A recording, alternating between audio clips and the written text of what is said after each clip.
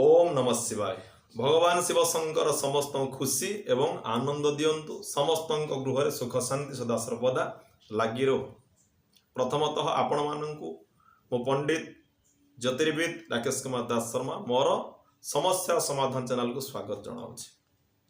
आज समस्या और तार समाधान कौन जानिबा। आपणकर जदि जन्म जातक कालसर्प दोष रही। कालसर्प दोष कहले कौन, राहु गोटे जगार थे एवं राहुंकर ठीक सप्तम घरे केतु थे। यह हूँ ज्योतिष विद्यार नियम।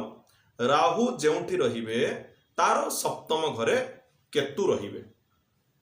ये राहु केतुंकर जदि गोटे पार्श्व समस्त ग्रह गुड़िक रही जाउछंती तेबे ताहाको आमे कालसर्प दोष बोलिया कहि थाउ बा सेटा एक प्रकार कालसर्प जोग मध्य कहा जाए। राहु एकुटिया थिबे, केतु मध्य एकुटिया थिबे।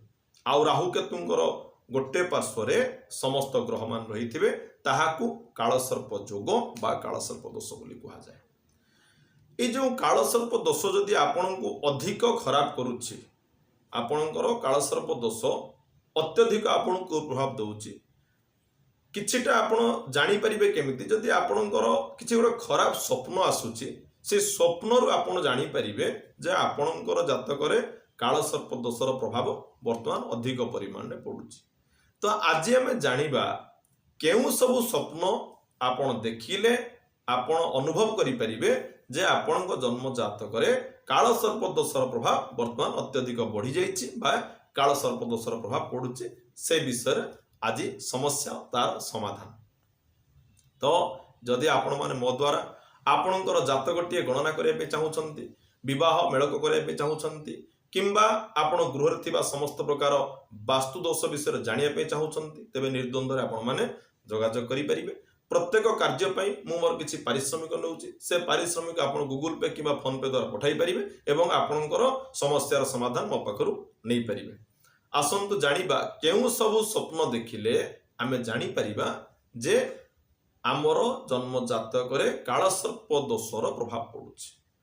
प्रथमे देखंतु जदि आपण बारंबार सर्प स्वप्न देखुचंती तेबे जानिबे कालसर्प निश्चित भाव में आपण जन्म जातक अछि एवं तार कुप्रभाव पड़ुछि। पानी रे आपण देखिबे साप जदि पहरुछि, पानी ऊपर साप बुलुछि तेबे भी आपण जानिबे यह होउछि कालसर्प दोषर खराब प्रभाव। साप उड़ीबा स्वप्न देखिले, कौन सी जगार जदि गोटे साप मळा बांधी सोईछि बा सापर फणा आपण बारंबार देखुचंती, विभिन्न प्रकार साप को आपण स्वप्न रे बारंबार देखुचंती, नेउल एवं सर्प जदि लड़ई लागुथिबार देखुचंती, सर्प गाई ऊपर को डेउथिबार स्वप्न बा डेइबार स्वप्न जदि गाई ऊपर गोटे सर्प जदि डेउछि से स्वप्न देखुचंती, फणा काढ़ी सर्पटी जदि काहाकू दंशन करूछि जदि यह स्वप्न देखुचंती तेबे आपणक जन्म जातक कालसर्प दोष निश्चित भाव में अच्छी। तापरे स्वप्न रे आपण देखुचंती फणाटीए सर्प काढ़ी आपणकर निजर जन्म जातक को दंशन करुछि, आपणकर जातक को गोटे सर्प दंशन करुछि तेबे आपण जानिबे जे आपणकर कालसर्प दोषर कुप्रभाव आपणक उपरे पड़ुछि। तो ये थिला 7-8टी स्वप्नर फल। जदि आपण बारंबार यही सर्प संबंधी स्वप्न देखुचंती तेबे आपणक जातक को कालसर्पर कुप्रभाव पड़ुछि।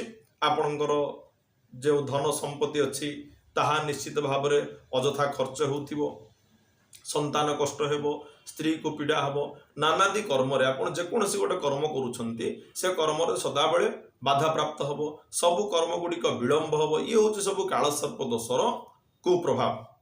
तेणु याकू दूरीभूत करने उत्तम ज्योतिर्विद को जोगाजोग करंतु। जदि जन्मजात कालसर्प अच्छी कालसर्प पूजा आपण करिपारिबे, रुद्राभिषेक करिपारिबे। जदि किछि आपण करि पारुनाहांती तेबे प्रत्येक दिन आपण जाई शिव मंदिर रे शिव को दर्शन करंतु। ओम नमः शिवाय एही मंत्र को प्रतिदिन एक माळ रुद्राक्ष माळ रे 108 थर जप करंतु। तेबे निश्चित भाव में आंशिक मात्रा होना कहीं कालसर्प दोष दूरीभूत हो पार। तो ये थिला आज समस्या और तार समाधान। पुणी आगामी एक नूतन विषय वस्तु को अपेक्षा करंतु।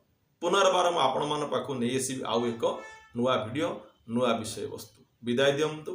ଓମ୍ ନମଃ ଶିବାୟ।